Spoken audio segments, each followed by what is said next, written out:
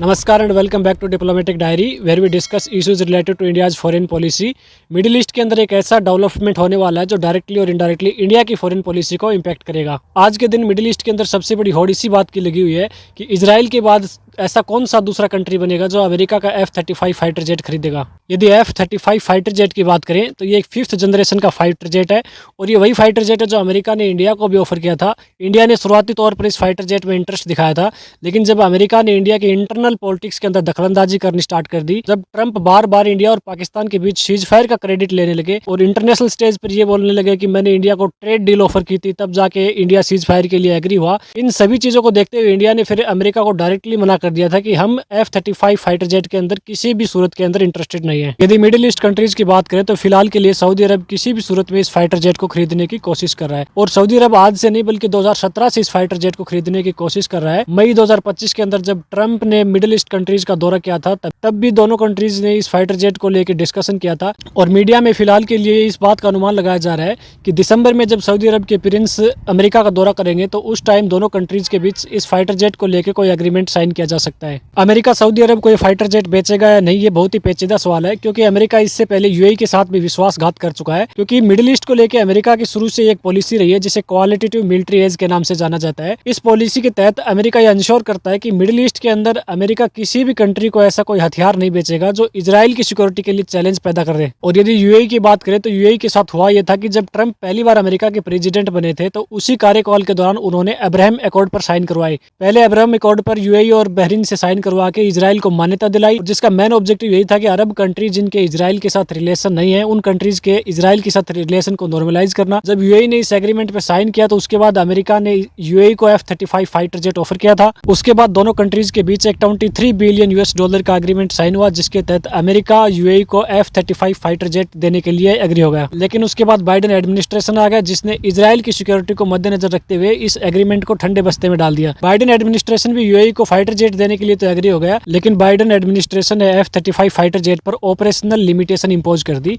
Simple भाषा में इसका मतलब यही था कि बाइडेन एडमिनिस्ट्रेशन इस फाइटर जेट को यूएई को बेचने के लिए तो एग्री हो गया था, लेकिन बाइडेन एडमिनिस्ट्रेशन का यही कहना था कि ये फाइटर जेट किसी भी सूरत में इजराइल की बॉर्डर को टच नहीं करेगा। अमेरिका के लिए दूसरी सबसे बड़ी चिंता चाइना थी, क्योंकि चाइना ऑलरेडी यूएई के अंदर अपनी 5G टेक्नोलॉजी को एक्सपेंड कर रहा है। तो अमेरिका के लिए सबसे बड़ा चैलेंज यही था कि कल को ये 5G टेक्नोलॉजी है ये यूएई के एयरपोर्ट और एयरबेस पर भी पहुंचेगी और पॉसिबिलिटी है कि चाइना इस 5G टेक्नोलॉजी के थ्रू अमेरिका के F-35 फाइटर जेट की टेक्नोलॉजी को भी चुरा सकता है। जब अमेरिका ने दुनिया भर की कंडीशन इंपोज कर दी तो एंड में यूएई ने खुद ही इस एग्रीमेंट को खत्म कर दिया। उसके बाद यूएई ने फ्रांस के साथ एग्रीमेंट साइन किया जिसके तहत फ्रांस लगभग 80 राफेल फाइटर जेट यूएई को सप्लाई करेगा। यहाँ पर मैं एक बात और भी मेंशन करना चाहूंगा कि यूएई के अंदर अमेरिका के खुद के मिलिट्री बेस हैं, वहां पर अमेरिका के सोल्जर डिप्लॉय हैं। उसके बाद भी अमेरिका इस बात को लेकर इंश्योर नहीं था कि यूएई F-35 फाइटर जेट की टेक्नोलॉजी को सेफ रख पाएगा या नहीं। जहां तक सऊदी अरब का सवाल है तो सऊदी अरब अमेरिकन हथियारों का सबसे बड़ा खरीदार रहा है और ट्रंप कभी नहीं चाहेगा कि जिस तरीके से अमेरिका ने यूएई को खोया है F-35 फाइटर जेट की डील को लेकर, उसी तरीके से सऊदी अरब को भी इस डील से बाहर कर दे। और दूसरी सबसे बड़ी पॉसिबिलिटी ये है कि यदि सऊदी अरब अब्राहम अकॉर्ड पर साइन नहीं करता है, इजराइल के साथ अपने रिलेशन को नॉर्मलाइज नहीं करता है,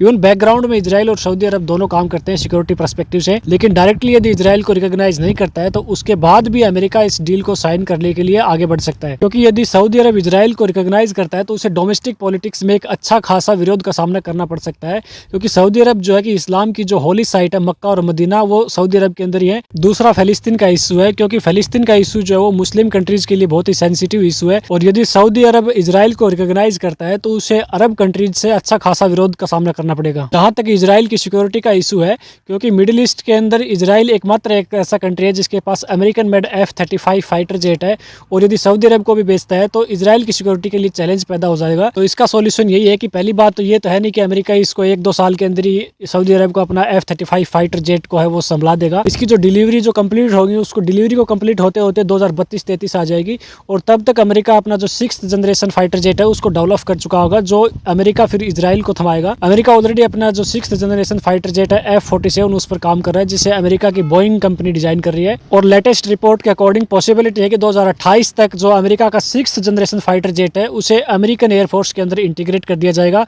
उसके बाद अमेरिका इसी फाइटर जेट को इजराइल को जब ऑफर करेगा तो अमेरिका की जो एक पॉलिसी रही है मिडिल ईस्ट को लेकर मिडिल क्वालिटेटिव मिलिट्री एज वो भी बनी रहेगी। यदि अमेरिका की बात करें तो अमेरिका हथियारों का बहुत बड़ा निर्यातक है और यदि मैं आपको इसका ऑफिशियल रिकॉर्ड दिखाऊं कि 2024 में अमेरिका ने सिर्फ हथियार बेच के कितने पैसे कमाए हैं तो आप भी सरप्राइज हो जाएंगे। अमेरिका दो तरीके से हथियार बेचता है, एक government to government agreement sign होता है और एक वो एग्रीमेंट होता है जो अमेरिका की कोई कंपनी किसी दूसरी देश की जो गवर्नमेंट है उसके साथ एग्रीमेंट साइन करती है, जिसमें गवर्नमेंट अमेरिका की गवर्नमेंट है उसका कोई इन्वॉल्व नहीं होता। इसी जो fiscal year 2024 US arms and transfer and defence trade के अंदर नीचे जाएंगे तो आप नीचे देख पाएंगे ये फॉरेन मिलिट्री सेल है, यानी अमेरिका और किसी दूसरी कंट्री के बीच डिफेंस को लेके कोई एग्रीमेंट साइन हुआ और उसके तहत अमेरिका ने हथियार बेच के कितने पैसे कमाए, अगर उसको हम देखेंगे तो फॉरेन मिलिट्री सेल्स जो अमेरिका के है वो 2024 में 117 बिलियन थी। और नीचे जाएंगे तो हम देख पाएंगे कि इसमें सभी को मेंशन किया हुआ कि टर्की को अमेरिका ने हथियार बेच के कितना पैसा कमाया, Israel, Romania, Germany, Japan, India का भी मेंशन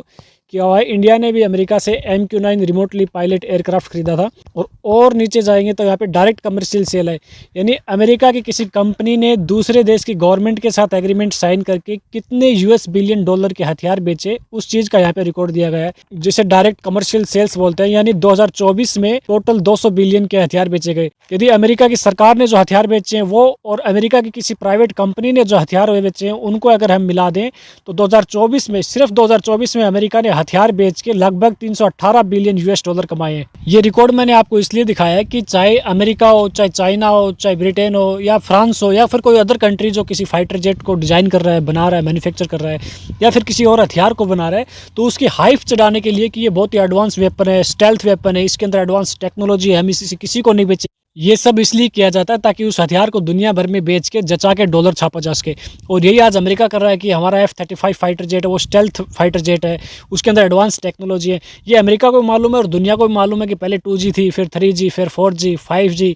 इवन फिलहाल के लिए America 6th generation fighter jet पे काम कर रहा है, उसके बाद एक दिन 7th जनरेशन का आएगा। तो अमेरिका को मालूम है कि जितना बेचा जाए दुनिया में बेचो और जचा के डॉलर छापो, यही अमेरिका की पॉलिसी रही है। और अमेरिका सऊदी अरब को अपना F-35 फाइटर जेट बेचने के लिए एग्री हो जाएगा। इसके पीछे सबसे बड़ी पॉसिबिलिटी जो है उसका एक रीजन ये भी है कि जो ईरान है वो आज इजराइल और सऊदी अरब दोनों का शेयर्ड एनिमी है, क्योंकि सऊदी अरब और ईरान दोनों ही यमन, सीरिया और लेबनान जैसे कंट्रीज के अंदर एक दूसरे के अगेंस्ट प्रॉक्सी वार में एंगेज्ड हैं। यदि इंडिया की फॉरेन पॉलिसी के पर्सपेक्टिव से देखें तो इंडिया के लिए एक बहुत ही बड़ी पॉजिटिव न्यूज होगी यदि सऊदी अरब इजराइल को रिकॉग्नाइज करता है और इजराइल के साथ अपने जो रिलेशन है उनको नॉर्मलाइज करता है, क्योंकि United Arab emirate already Israel के साथ अपने रिलेशन को नॉर्मलाइज कर चुका है और इजराइल को मान्यता दे चुका है। और यदि सऊदी अरब भी इजराइल को रिकॉग्नाइज करके अपने रिलेशन को नॉर्मलाइज करता है तो तीनों कंट्रीज को जो आपस में कोऑपरेशन है उसके अंदर बहुत ही बेनिफिट होगा और पाकिस्तान को भी मिडिल ईस्ट में आइसोलेट करने के लिए इंडिया को हेल्प मिलेगी। So in the end thank you so much for listening me. और यदि आप भी इंडिया की फॉरेन पॉलिसी में इंटरेस्ट रखते हैं तो डिप्लोमेटिक डायरी चैनल को जरूर सब्सक्राइब करें,